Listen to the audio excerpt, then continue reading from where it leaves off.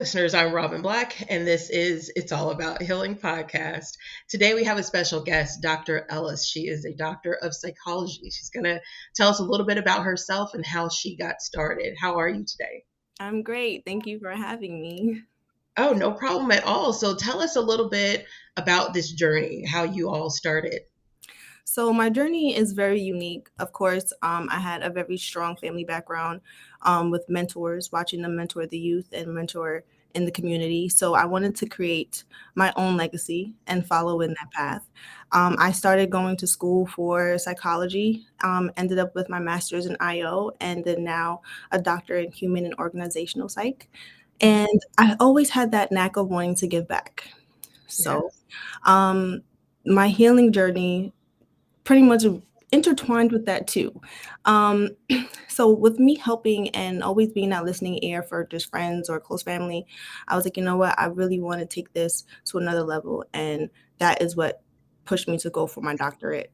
And during that process, with going through my own trials and tribulations from depression, anxiety, and then, the feminine issues that happen and that can play a part in it too, that Mhm. healing journey opened up a lot more doors and a lot more opportunities for me to find my voice and advocate. Yeah. And definitely now I'm in a more holistic space. So I Mhm. offer coaching, transformational life and business coaching for mompreneurs and entrepreneurs who are transitioning, and definitely just helping them with their process too, because it's always healing through the business as well. So you heal through that and you heal through yourself and you take every step day by day. Absolutely. I agree with that. So, if you don't mind my asking, what happened along your journey where I know you said that you had dealt with depression. So, what was that like for you? Depression kicked in for me about around the time of college. Hmm. So, I started school really young as well. So I just turned 17 when I started college. And Uh-huh. having to be away from home, but then also going through that shift too in womanhood, um, going through my menstrual and everything, I've always had really bad pains in that. But then Yeah. now stuff started to ramp up a bit where I was hospitalized constantly and they couldn't find what was going on. And Yeah. with that, and having lack of knowledge within the field of medicine and them not knowing what to do or where to start with, there were so many options that were on the table, but there was no final diagnosis. And I Yeah. didn't get a diagnosis until literally last year. And Wow. yes, so just to find out that endometriosis and adenomyosis was my diagnosis for myself. And those are all hormone imbalances within the uterus and the womb. And that definitely can cause a lot of pain, a lot of bleeding. But as a woman too, when you have these feminine issues, it's like sometimes you have that self-worth that comes into it, right?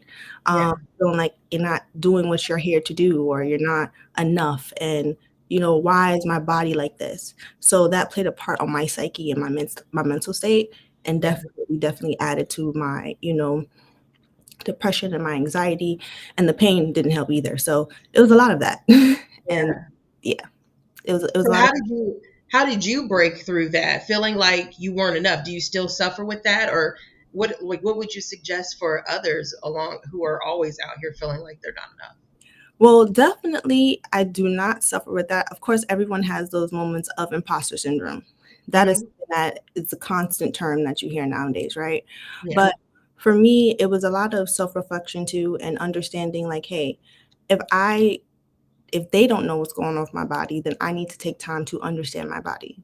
And that means I need to take time to listen to my body. So that required me, removing all the medications that I was on, but then also shifting to more foods and healthy ways to sustain myself instead of the pain medication. So definitely a lot of meditation, a lot of relaxation methods on top of it too. I did shift at one point from going on heavy medication. The herb was something that helped me. Yeah. CBD ointments helped me. And also, I started therapy at one point, and I Hmm. didn't therapy at that time because I probably wasn't fully open to it or fully understanding of it. I didn't find a great help during that period, Yeah. but it was later on where it's like, you find people who that camaraderie, community. Hmm. helps uplift you, and it definitely can, like, help give you a different perspective. And that pretty much changed a lot for me as well. So between eating differently, taking out a lot of red meat, changing my diet, doing a lot of meditation practices, a lot of self-care practices too, because Hmm. stress is a thing that can definitely throw your body completely out of whack, and a lot of people don't realize it. So it was a lot of things that I had to take into consideration for myself, and just listen to what was working for me and continue to go with the flow with that. Yeah, and then I know I hear a lot of people say that depending on what we eat, our diet definitely contributes to the depression as well. Yes. So when trying to change your diet, what would you suggest are just like some go-to foods, I should say that we should do, that we should try. So I would say if you're going to try into changing, I'm not going to always say, for some people, seafood they cannot do seafood. Um, Hmm. I was very heavy red meat, I ate everything. I couldn't tell me I wasn't going to eat it. It was good. Yeah. It was good. I'm Yeah. good.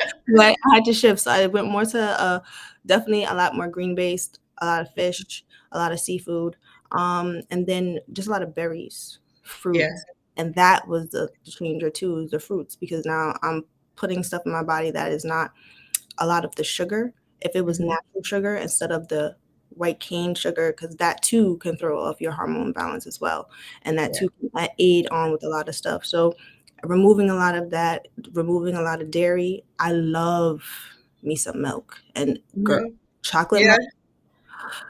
You know how they say chocolate mends the heart, right? So chocolate Uh-huh. milk, I am a big kid. Chocolate milk is my thing. Hot cocoa is my thing. So I was definitely throwing those back. And I was going to school upstate. So cold, wet winters, Yeah. cocoa was the way to go. So I had to definitely tailor that a bit, bring Hmm. in more herbal teas, and, just more stuff that did not add the mucus to my body, and Yeah. start to see a lot of change.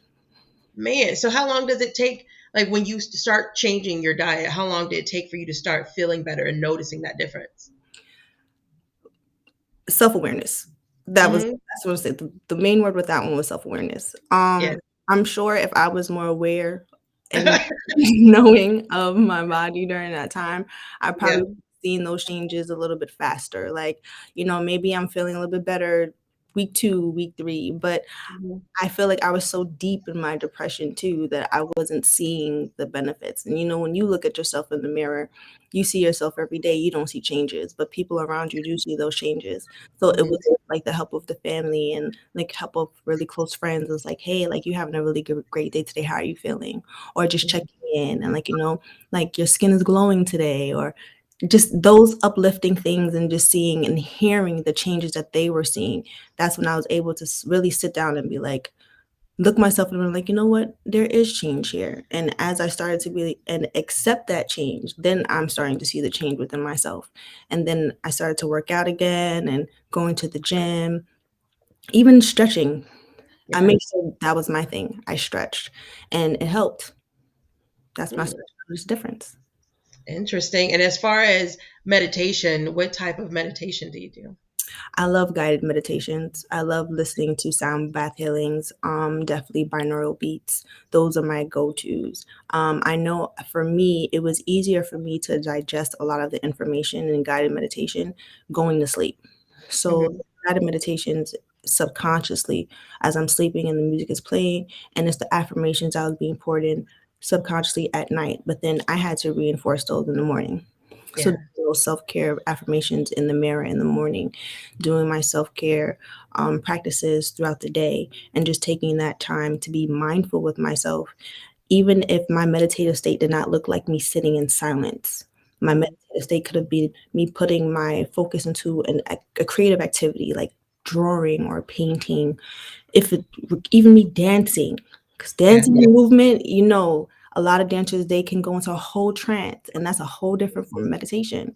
So literally just finding the things that brought joy to me and helped me get my body moving, get my mind at ease, that definitely was helpful. I like that. So, and if we have anyone who wants to come and see you, what holistic, like, what do you do for them, for your patient? So with my clients, we go through I have an 8-week course, Mhm. and pretty much it's very personal to them. Okay. We can always sit here and say that there is that bottom piece, it's the root of stuff. But we know that people have these goals that they want to attain, and sometimes those goals are easily to attain. With a little Mhm. bit of work, you just have to have guidance, you have to have structure, and then you just have to have a plan. Yeah. Sometimes that plan includes Oh. having an accountability partner. Yeah, you did. Okay. Um, oh no. Am I There you go. back? Yep, you're Okay. right. What was the last thing you heard? I didn't hear any of it actually. Okay.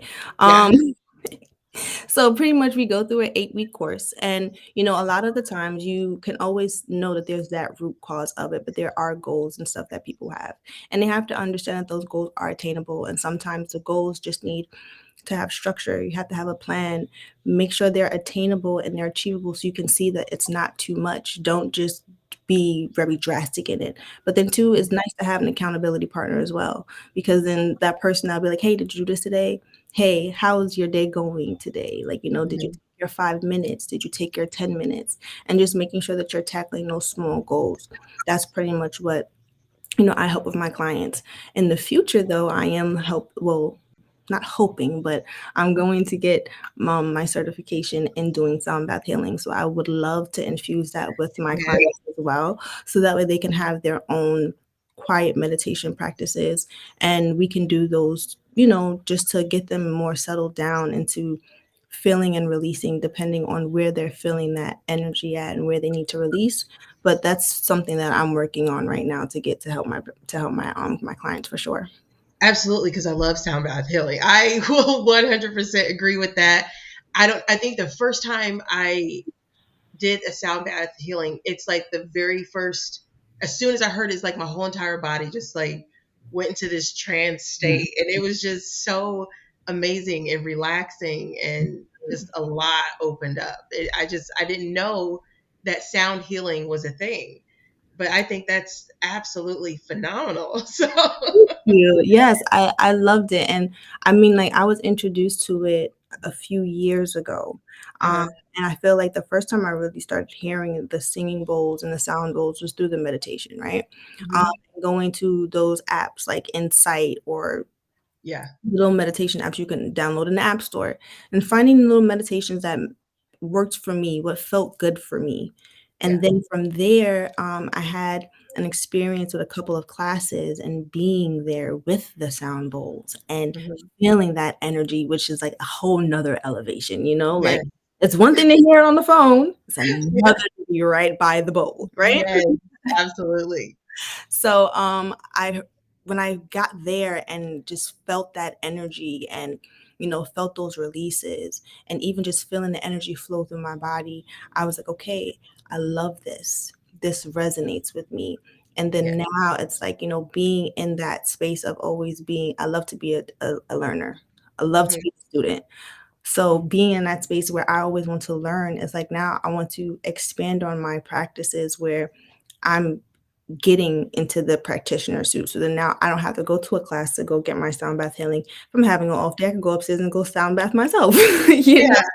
do Yeah. something like that. So it's definitely helpful for me and putting a new self-care practice for myself because as you grow, the same practice that you used to do before probably will not fit for you now because you are growing and you are evolving. Yeah. So I think adding that piece on for me now is like, hey, you've elevated and you've grown to this point where it's now your turn to take the reins on this one and Mhm. definitely for yourself and see how that feels because then now I'm putting a whole different passion, a whole different energy in that. And that is like I'm ecstatic. I'm so excited to do it. I'm excited too. I'm excited as well because I love it. I'm like, well, so where are you located? Oh my gosh, I'm sorry. I'm in New York. I'm You're in New currently York. Okay. Okay. in New York right now. My clients we meet virtually. I mean, everything has become easier virtual now because of the Yeah. pandemic and stuff. So I do virtual. I would love to definitely do in person with my clients and definitely help them on that basis too. So opening up to those clients who do want to like put me on retainer or want to just expand it further just than 8 weeks because some routes you can't get to and pull out in eight. If Absolutely. you want to continue to self improve and do your personal development, that is always it's an ongoing journey. Healing is ongoing. Yes. Yes, it So, is. being able to be a part of my client's journey during that time and Mhm. being that that grounding force, having that person that they can rely on for that.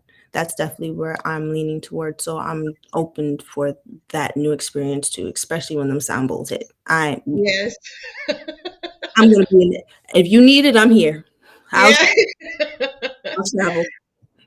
So do you have more so the only program that you have is the 8-week program. Do you have anything other than that or Right now, it's the 8 weeks. I really feel like because I do one-on-ones, so it's okay. not a group setting. I do one-on-ones, so we'll do one-on-ones with 8 weeks, but then if they do want longer, then we do a retainer and we do extend. So that's Okay. always an option. It's not just limited to 8 weeks, but because you do have people with crazy schedules, like moms, new moms, oh my goodness. I have a Yeah. 2-year. Yeah. Once he comes in, the energy is just all over the place. I Yeah. to her at that moment, Yeah. so with that, it's like, okay, keeping in mind people's busy schedules, keeping in mind that they have families. So being able to help and assist my client and fit the best needs for them is definitely where I'm going and where I'm at. So Okay. 8 weeks may not be for everybody, and that's totally okay because we can make it fit for you. Yeah. Mhm. And then how long is each session? Each session is an hour long. So Okay. we have a whole structure. There's different books and readings that we'll do, different activities. There's homework, of course, that you go when you do your homework and self-reflect. And of course, journal entries. I'm big on journaling. Mhm. Love me a good journal girl. So Yeah. big on journaling. And those journal activities are definitely something that they can do for themselves. They do not have to share. It's something for them to express themselves. But if they do want to share and you want to have that expression outwardly, and that's another level of your healing. If you're comfortable in that space, then I hold that space and I'm totally there for it because the healing is the main thing. And I want to make sure that all my clients are feeling fulfilled when they leave. And do you ever have or do you ever struggle with some people who don't really want to open up and their energy is just like closed off? How do you get them to open up? It takes time. Yeah. Everything you have to do with patience. Everyone has their own pace and their own speed. So Mhm. with clients who are a little bit resistant, sometimes it works with just rewording a question or maybe even changing a question to something that's a little bit lighter, but then they can find that correlation. So that way then they're able to be like, I can see how that connects. And then they can do that inner work if they want to do that journal. And too, if you don't want to talk about it at this time, you want to put it in your journal and you're able to express it out there, Mhm. I'll give you a journal prompt for it. Take that question, and now that's your journal prompt, and you write it out where you're comfortable. And when you come back to me, you don't have to tell me everything you wrote, but definitely just tell me the biggest part you took from it. What was your reflection? Where do you see that you were at? Where do you see you want to go? Where do you see you have progressed? Absolutely. For me, And what do you have to tell listeners now? Just like what's a piece of advice that you have for them? A recommendation? a recommendation. Oh, there's so many. But I would say one recommendation I have is to understand and to know that it is okay to not be okay all the time. And it is okay to ask for help and need support, and that every process is not the same. So Mhm. comparing yourself to another person's process, their process may not be yours. How fast they may have gotten through something may not be how fast you've gotten through something, or maybe you fly through it faster than they do. But literally, go at your pace, know and start to understand more of your body, and definitely be open to healing because healing can unlock so many amazing things that your your mind couldn't fathom. Never know, it Yeah. might be a new talent. Yeah. But what would you suggest for your clients who are having suicidal thoughts? heavy, heavy, heavy Mhm, stuff. Being that I've been in that space before, mhm, it's very hard, to reach someone when they feel in that space. I feel like the best thing that I during that time, I just needed to have someone who was there to listen instead mhm, of being like, what I felt was the off-putting is when, not a lot of friends know how to handle it. So sometimes that, "Well, your life is not that bad," or "There's someone else out there that's worse than it." You don't wanna hear that. But mhm, it's just being able to be like, "I know this is the space that you're in, and it's okay, but I don't want you to be there because we want you here." yeah, So, we need to definitely find out if it's a matter of you crying on the phone or you mhm, releasing those energies that you feel like you can't release, this is a safe space for you to do so, yeah, and just allowing them to be able to do that. Sometimes that's really what they need. mhm. And would you, if there's certain clients that say, well, I really just want to be left alone, but they constantly keep saying that that's something that they want to do, what would you suggest in that sense? Should they be left alone, or is that the time when we should definitely be around them? It's very tricky, because you don't want to have a push or a pull situation. You don't want them to pull away and then you don't know what's going on, but you don't want to push them over the edge either. Yeah. So, literally, it's a matter of just taking the space, but then definitely finding more help.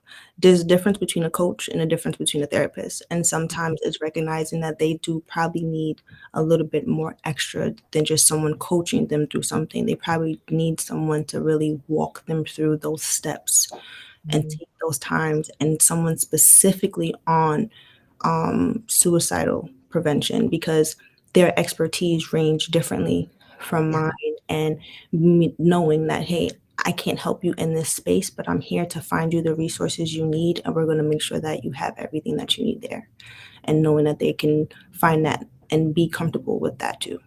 Yeah. And what about for the clientele who are feeling lonely? They don't really feel that they have anyone to speak to, or maybe they don't have anyone to speak to. What do you suggest for them? There's communities, definitely. Sometimes it's easier talking to people that you never know because they don't have a bias, right? Mhm. So, in that sense, maybe a coach is good if you are comfortable being in a group setting, then being in a group setting with people who are probably dealing with that same sense of loneliness or that same sentiment, because then now you have someone that you can relate to. This is not a feeling that only you are feeling. There are many people feeling the same feeling, but in different ways, very similar. So it's just a matter of hey, you're not alone. There's groups if you want to have groups or find groups. There's communities that you can do. But then also for those who feel lonely and if they want to explore, what are your passions?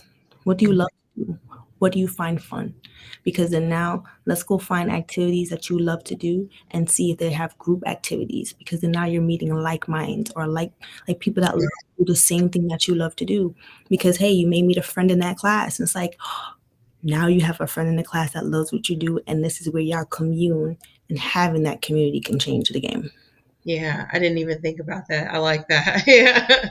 Having that like mind is Mm, very, very powerful. mhm. Um, and what else, what other recommendations, would you recommend telling clients? Um, I mean, everyone's different, so the recommendations can go endlessly. I would Yeah. always just say literally, it's, about a matter of just finding out what fits best for you. Are you more to the I want to do my healing on my own, or do I want to do my healing in a group and start there? Okay, what do I want to heal and target? You can't heal everything all at once. So, what is the main thing right now that you're feeling? Is it loneliness? Is it frustration? Are you burnt out? Identifying those things too, because sometimes, even that unknown of I just don't know. I don't know. I'm overwhelmed. Yeah. Where's that overwhelming feeling come from and finding there so that way we can pick it apart and we can tackle things one at a time. That way it doesn't seem like it's not possible to tackle. Right. And then for some clients, I guess I would say it's probably some of them definitely probably need that surface level medication. Mhm. But is that what you are you doing more of the holistic where I help you, I teach you how to eat certain things where that way you can kind of come off of the medication, or where do you stand with that? Well, with that specifically, because I focus just specifically on the transformational part, I do have some amazing partners that are like beautiful people, amazing people with specific niches. So if you are trying to do something as far as, changing your diet, a lot of times too, that's you finding a great nutritionist who can definitely find out where your levels may be lacking, and they will have the expertise for that. But for me, it will be finding you those resources to connect you with, so that way you have someone that you can trust, but you can also be like, hey, I feel comfortable going here, and then getting that information from them, because I may not have all the answers. What worked for me may not work for them, but I want to be sure that I'm able to connect them with someone that can definitely provide them with what they need specifically for themselves. Gotcha. I like that. So if anyone Mhm. would like to come and see you, how do they get a hold of you? Well, you can go on my website, thesoundofbusiness.com, and literally it's thesoundofbusiness.com .org, thesoundofbusiness.org. And you can book a call there. And I do have a Calendly as well. My Instagram, people can find me on my Instagram, at always underscore Dr. Tori with two I's. So ALWAYS underscore DRTORII. And you can look in my bio there and see the link as well. You can book an initial call, see if we are a great fit. And if we are, we can move on from there and start with your transformation. Thank you so much. It was definitely a pleasure having you on. Is there anything else that you wanted to add? I just want to say thank you for this platform, because, girl, you're doing it. Okay. Robin, you are doing it. This is a platform that is definitely needed. I thank you for holding the space for the conversation. It all starts with a conversation, and the work that you're doing is touching so many people. So thank you for the space that you hold. Thank you for the platform that you created. Thank you for the voices that you bring on here. And thank you for having me on here to spend time with you. Because, girl, this is fun. Thank you so much. I greatly, greatly appreciate that. We'll definitely have to collab more, down the line. Definitely. Always, always. Call me I was like, down. always email me or call me anytime. But thank you so much Yes. again, everyone. This is Dr. Ellis, and everyone stay blessed.